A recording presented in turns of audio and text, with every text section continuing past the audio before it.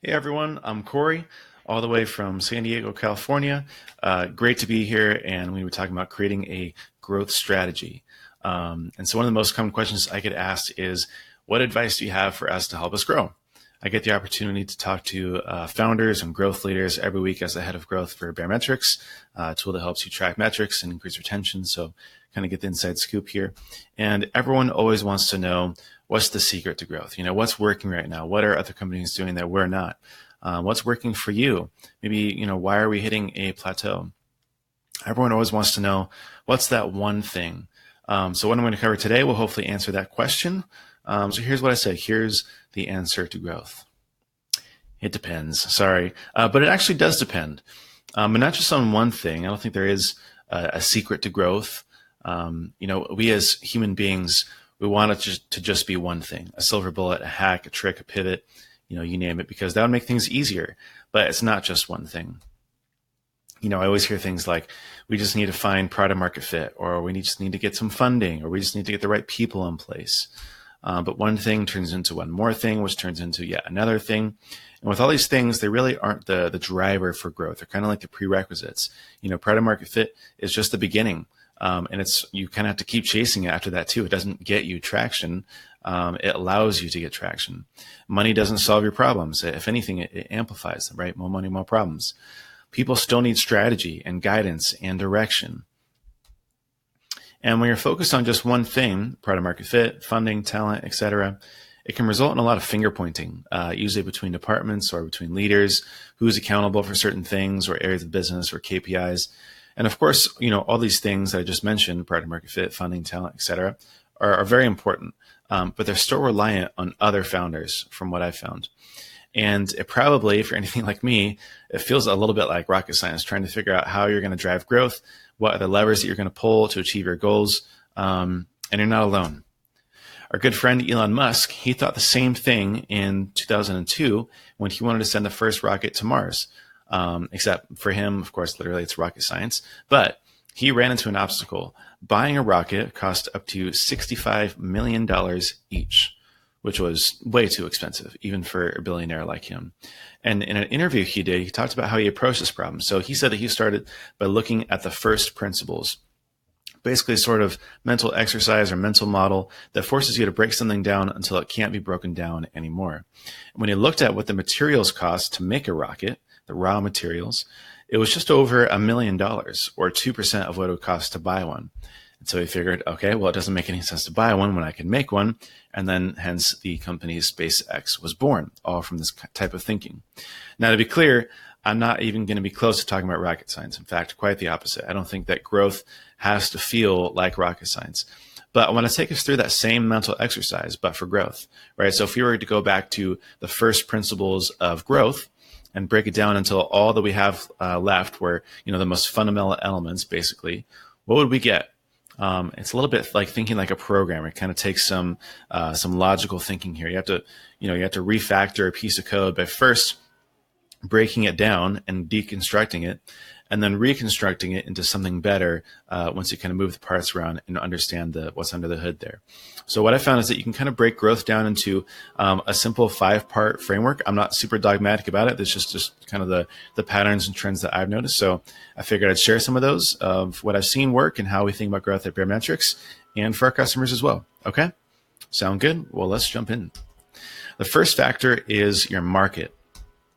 Now, at the end of the day, every business exists because they have customers. Without someone buying your product, you wouldn't have a business. We can establish that as true. Okay, duh. Of course, you need customers. But the market you're in will determine most of your long-term growth. So my advice is to choose your market wisely. On April 1st, 2011, a man named Sahil Lavingia tweeted this. He said, just had an idea for my first billion-dollar company. Tomorrow I start building it. Very ambitious, right? And notice how he said his first billion-dollar company, by the way. But that weekend, he would go to build the first version of Gumroad, an e-commerce platform for creators to sell digital products. And then a year later, he had $8 million in funding, a big team, and everything seemed to be moving in the right direction towards becoming that billion-dollar company. Except for one thing, they weren't growing fast enough. And so much so that 4 years later, he had to lay off 75% of his employees just to keep the company alive. Well, why do I share this? Because today, actually, Gumroad is a very profitable and growing company. This is a graph of Gumroad's monthly processed volume, their main sort of growth metric, because they take a percentage of transaction revenue on top of a subscription. Now, let me ask you, where do you think that the layoffs happened on this graph, where kind of everything seemed to go wrong down the tube?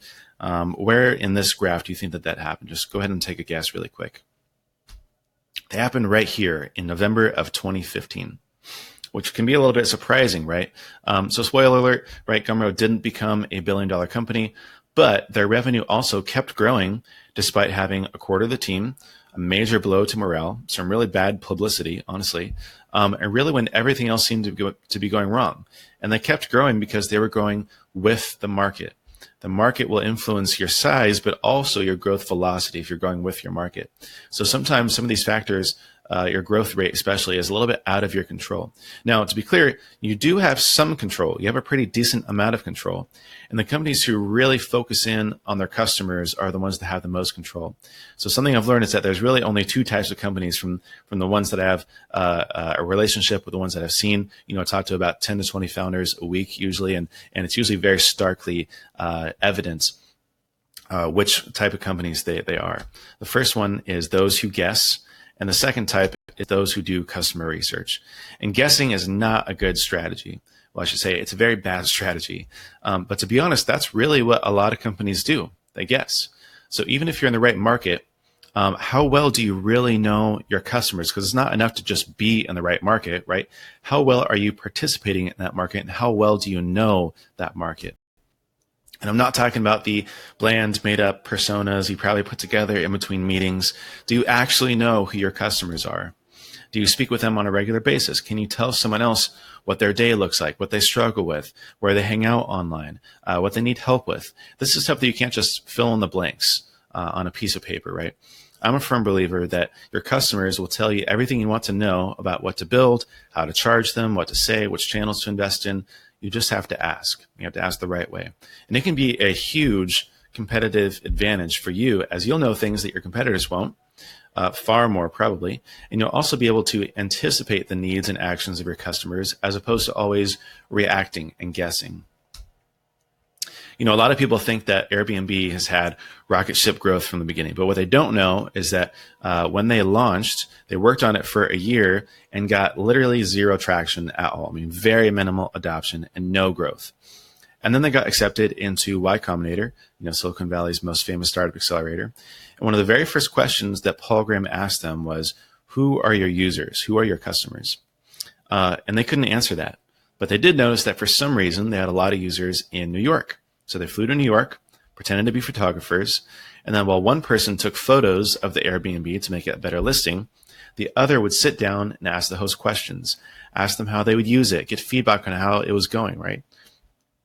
And that was really what kicked off their growth, as they learned things that made a huge difference for them. And then every time the founders got stuck, they would fly back to New York and talk to their customers again. And they don't talk about it very much anymore, but they attribute those trips and conversations in the early days to being able to find product market fit and to get traction in the end as well. Mike Volpe, the previous CMO at HubSpot and now the CEO of Lola.com, he tweeted this out recently. I think this is one of the best examples I've seen of implementing customer research for the whole company. He says, one of my favorite meetings we have at Lola.com is our voice of the customer meeting. Sales summarizes why they're winning and losing deals, and product and engineering listen and ask questions to understand. And I love this because it covers the positives and the negatives, right? It's super hard for sales to hear about, why, or for sales to talk about why they're losing deals. And it's super hard for product to hear about why the product is falling short, right? But it's absolutely invaluable data. And on the other side, it's also really powerful to review why sales is winning and for everyone to hear it and for the whole team to hear it and how the product is succeeding so that you can double down on those things, right? So you want to create a feedback loop between you and your customers and the product that's constantly collecting and analyzing data. And in fact, the shorter that feedback loop is, the better. So here's my advice for you, just really quickly. Get on the phone with 20 of your best customers. Just get to know everything you possibly can about them. Spend 30 minutes to an hour just sitting down over a video chat like this and get to know them. I promise you it'll help you with growth. The second factor is your product. Now, I'm not a product manager, an engineer, a designer, so I'm not going to talk, pretend like I'm an expert in this area, but I do know one thing. You can't polish a turd. Well, I mean, you could try it, right? But it would still be a turd. You have to have a great product. But that also kind of begs the question, what makes a great product? One way to think about this is on a matrix of how big the problem is and how frequently that problem occurs. So you want to build a product that solves really big, frequent problems, right? Or at least small, frequent problems or big, rare problems, but almost never small, rare problems. That's pretty much a recipe for disaster. And this is very inspired by the team at Intercom, by the way. I think Des Traynor might have written a blog post about this back in the day. But I mean, your product has to be solving ideally a big, frequent problem. And if we want to take it one step further for specific features in the product, I want you to imagine another matrix comparing differentiation and demand. So build features that are in high demand and really help you stand out and be unique in the market. Or at least build low demand, highly differentiated features that help you specifically be tailored to certain types of customers. Or high demand, low differentiated features that are just kind of necessary, right? And sort of check the boxes for customers. You need them, but they're not necessarily anything innovative or game changing. But again, almost never build features that no one cares about or don't help you stand out. And if you can avoid that, I think you'll be on the right track here. And along the way, if you can develop some competitive advantages like intellectual property, trademarks, and patents, these can all be really useful for marketing and sales and protecting your brand and your value props. Your design also, I mean, great design interface goes a long way, a lot farther than I think that you realize. People want to use software that they enjoy and that's pretty and that they like looking at. That's easy to use, right? But it also communicates quality and maturity and superiority over other products. Partnerships with other companies, whether that's through integrations or just co-marketing, can build trust and establish yourself as the preferred or even the exclusive partner with your potential customers or even current customers. And if you can build an ecosystem of partners, that can be a huge added benefit to your customers. It can also help you basically kind of leech onto their brand a little bit, right? If your partners can vouch for you as a trusted partner, right, that can help you get some social proof to attract more customers. And then also what I call ace in the hole features. And these can be things that no one else can replicate, or at least that are very hard to replicate. Things like speed or performance or size of data or even the number of customers or users that you have.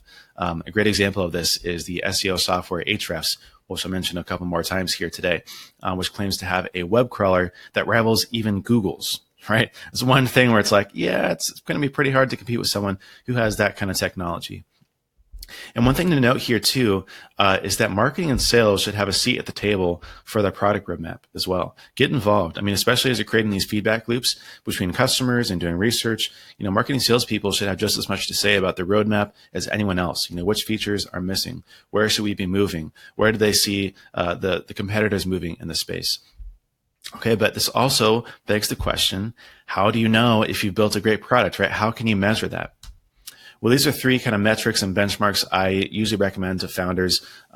These are just three of them. There's many more, and these are going to be perfectly tailored to everyone. But I feel like these are some good places to start. So one is you can run your classic kind of product market fit survey and ask the question, how would you feel if you could no longer use our product? And if you can get 40% or more of your respondents to say that they would be very disappointed, it usually means that you have some sort of product market fit and that you've built a great product. When Sean Ellis, started running the survey for companies, he found that the ones who had the best retention and growth were usually always above that 40% mark. So I feel like it's a good benchmark that we can all kind of follow after as well. Secondly is churn, and that can be account churn or customer churn or revenue churn as well. You want that to be in the single digits, ideally, so below 10%. Growth is completely dependent on retaining customers. I mean, literally, the entire business model of subscription is built around retention. And really, anything above 10% is going to make it extremely hard to grow. It might not be impossible, but it'll definitely limit your growth. It'll make it harder to grow, and you'll reach ceilings quicker. And then the third one is the quick ratio. You ideally want that to be above the 1.1 or really above 1.0 mark. This is one of my favorite and kind of lesser known metrics, but it really gives you a glimpse at a glance if you're growing or if you're contracting, by basically taking all of your positive MRR inputs, like new, expansion, and reactivation, and dividing it by all of your negative MRR inputs. So as long as your positive is outweighing your negative or outpacing your negative, you're doing well, right? Above 1.0 means that you're growing. Below 1.0 means that you're contracting. So above 1.0 or 1.1 usually means that you've built a great product and that you have something sustainable here. Another thing you can do to grow is just to build more products for your customers. Intercom has like 7 products here, I think. I'm fairly certain that they just started with 1. Now they just keep adding more and more, right? And in their case, a large amount of their revenue now, their growth now comes from expansion revenue. Also Stripe. To be honest, I don't even know how many products Stripe has. I kind of tried to count. I couldn't really figure out. I'm not really even sure if they know how many products they have, but they continue to build more and more amazing features and products for their customers. All right. The third factor is your model, sort of your business model. So your model is simply how you get someone into your product and then how you charge them for using it. So we kind of have 2 parts to this. One is you've got your activation model around getting people into the product and using it. And then we've got your pricing model, which is around how to charge them for using it. So to start, you want to find the activation model that results in the most customers, not the most leads, the most customers. I'll say that one more time. Not the most leads, the most customers. Most people focus on metrics like lead volume or lead conversion rate, but focus on what actually results in the most customers. I found that there's usually about 5 major categories of activation models. And you have to consider, again, what's best for you and not just pick something by default or just copycat or just try something out, but really kind of run through these and think about what works best for you and your model. The first one obviously is freemium, like MailChimp does, right? Where it's completely for free to use, but you'll be limited in what you can do.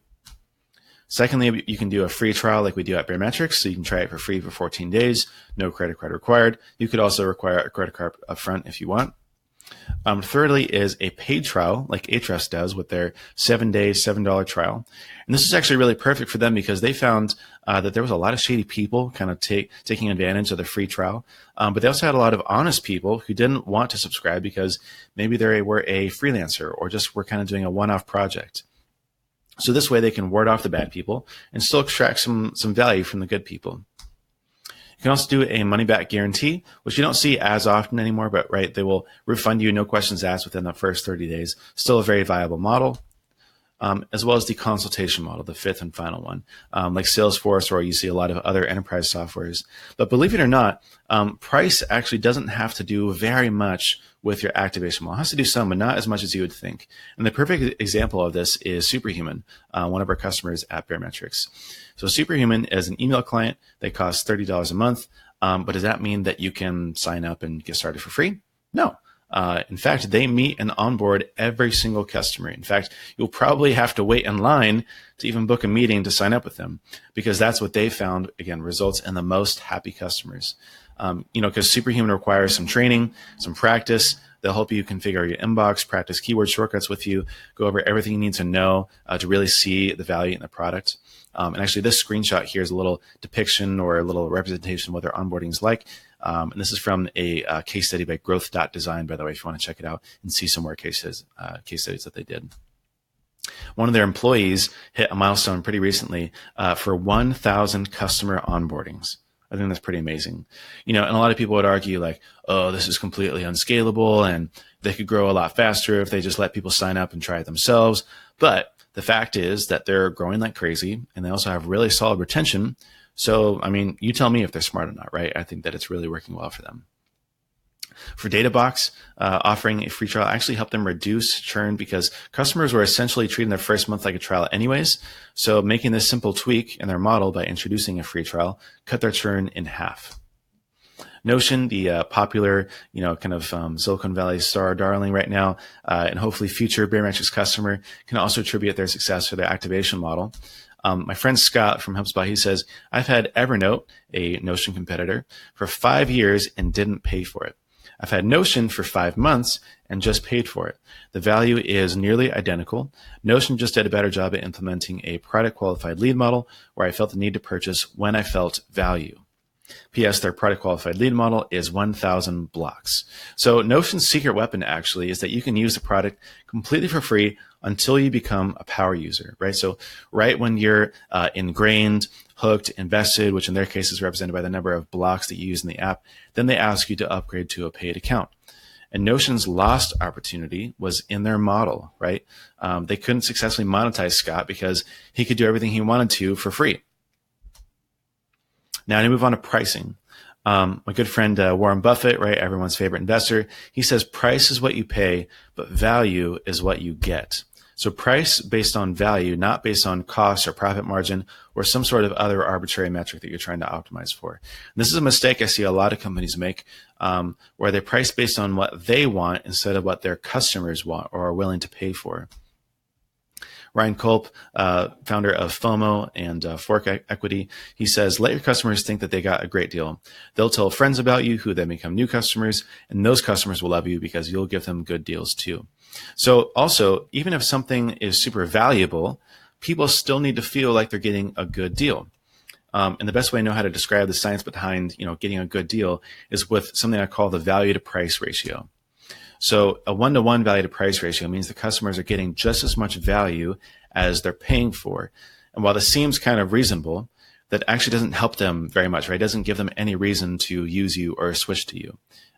Whereas with a 10-to-1 value to price ratio, where you're getting 10 times more value than what they're paying for, customers will practically feel obligated, right, to tell others about it. And they'll also stick around for a long time because they're getting such a good deal. So focus on increasing that value to price ratio.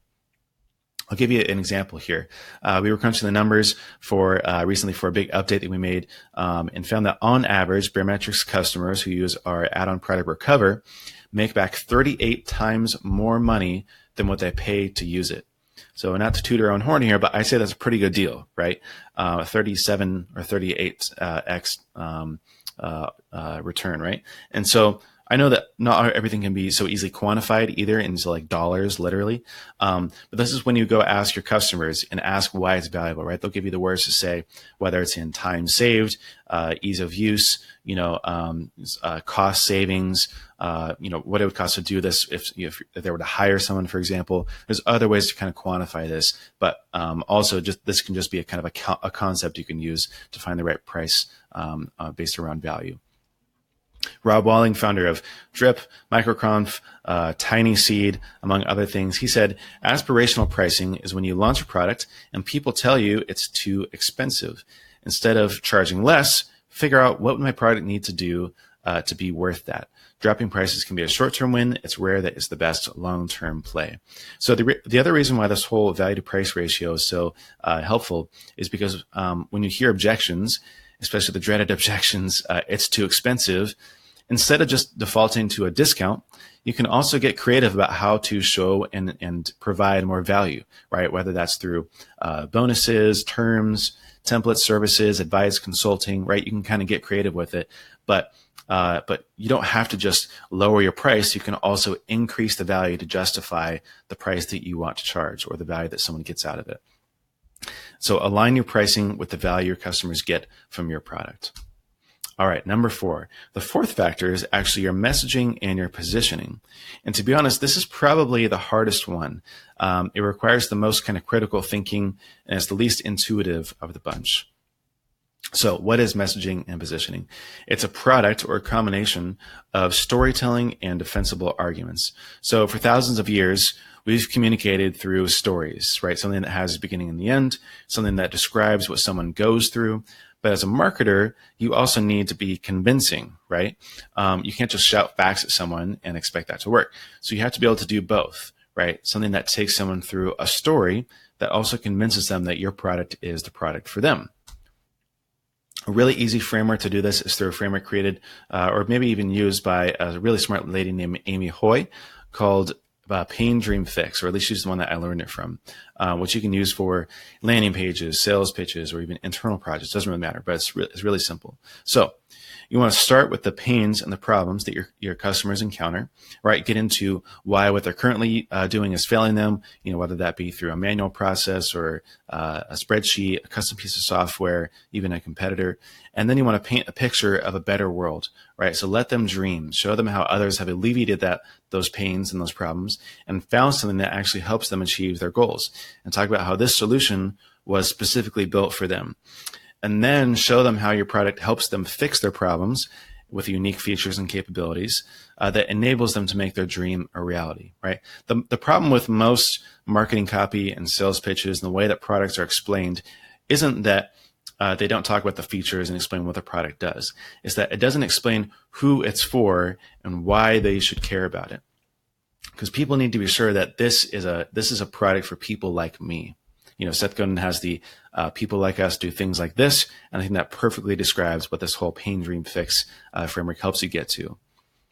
This is ConvertKit's MRR growth, another Baremetrics customer, and don't worry, they publish all their metrics publicly, so it's okay if I show this, but they decided early on that in order to grow, they needed to really focus in on a specific type of customer, right? So this revenue chart kind of nicely illustrates the inflection point where they decided to position themselves as the email marketing software for creators. So instead of generalizing and targeting everyone, because most people need email marketing, they focused in on bloggers, podcasters, video creators, and course creators. And as you can see, they've had some amazing growth, right? Another customer of ours, Clubhouse, they knew that this was the key from the beginning and actually went to market as the project management app for software development teams. And they're also doing very well. So they only focus in on software engineers and product managers at tech companies. Now, instead of naming off your usual project management features, they can talk super specifically about how the features they built were built just for software teams and how it helps them specifically, right? Much more compelling. Another customer of ours, UpLaunch, they built a marketing automation platform just for gyms and fitness kind of single location businesses. And they're doing very well as also. But again, because they're specifically targeting gym owners, people can self-select, right? I come to the site and immediately know that this is not for me. It's not even close, right? But a gym owner comes and is like, wow, I can really see this working. Like, sweet. Now I don't have to do all this crazy setup and hacks and workarounds. So point being, make sure that you're really telling a compelling story crafted just for your customers that positions yourself as the best option for them. And be able also to, back up those claims with evidence about what your product enables them to do. All right. Fifthly and finally, the next and final factor is your channels. So here's an idea for you, and this is really the only thing I'm going to kind of focus in on here for this section. Is your distribution strategy can be a competitive advantage, just like your products. So you want to create moats with your channels, assets and strategies that can't be or are hard to replicate. I've noticed that the companies who really get traction and carve out a piece of the market have unique, defensible acquisition channels. And I'll give you some examples here. So, for example, Baremetrics, we have really helped pioneer the open Stratus movement, along with Buffer and ConvertKit and many others, where companies can share their metrics and practices openly. Now, we're known for transparency, right, and helping others to be transparent too. And you can't just copy that and have the same success again, right? If you did, it would probably backfire, and I'm pretty sure that it has in the past as well. And so these are just a few of the companies on here that are listed. And if you look, you can kind of you're taken to a public version of their Baremetrics account. And these are actually some of our highest converting pages. This is one of our moats, one of our competitive advantages, just being able to show our own product in action here with this whole idea of transparency behind it. One of the really interesting channels for Drift has been their podcast, Seeking Wisdom. I think really it's been a huge catalyst for them because it's unlocked so many other opportunities for them. And as crazy it is, I think that they can really attribute a lot of their growth to this single podcast, this one kind of podcast, because it helped them gain so much attention. And sure, you can make a podcast too, but you're never going to replicate Seeking Wisdom. FOMO is a tool that helps you incorporate more social proof into your marketing, and they've produced over 80 case studies with their customers. 80. You can't copy someone else's case studies, right? But especially if they've done 80 of them, that's some real social proof there.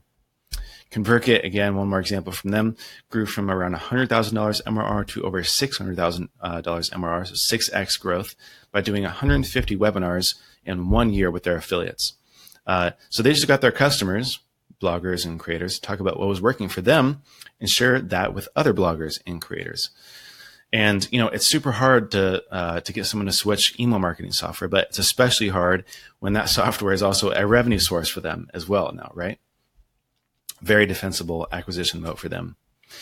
And the common thread that you'll notice between all of these is that these channels are born out of company values. So Baremetrics, right? Transparency always been a big part of who we are, and the open startups, which includes ourselves. The Drift Guys are all about self-improvement, challenging yourself, career growth, personal growth, and that's what they talk about in the podcast. FOMO is a social proof tool. Their case studies are all forms of social proof. ConvertKit's mission is to help creators make a living, right? So they shared the real life strategy of how people were actually doing that and just giving that information away to others.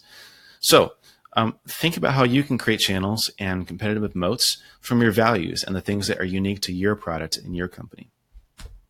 All right, so I know that's a lot, and I'll leave you with this kind of distilled version of everything I've said today, sort of a cheat sheet, if you will. So firstly, your market, right? Who exactly are your customers? Get on the phone with 20 of your best customers. Number two, your product. What are customers trying to achieve that you can help them with, right? Take a hard look at your core metrics to see if your product is living up to expectations and if you've actually built a great product. Thirdly, your model. How can you engage, monetize, and retain your customers? So focus on the model that results in the most customers long-term, not the most leads, the most customers. Fourth, your messaging and positioning, right? Why are you the best solution for your customers?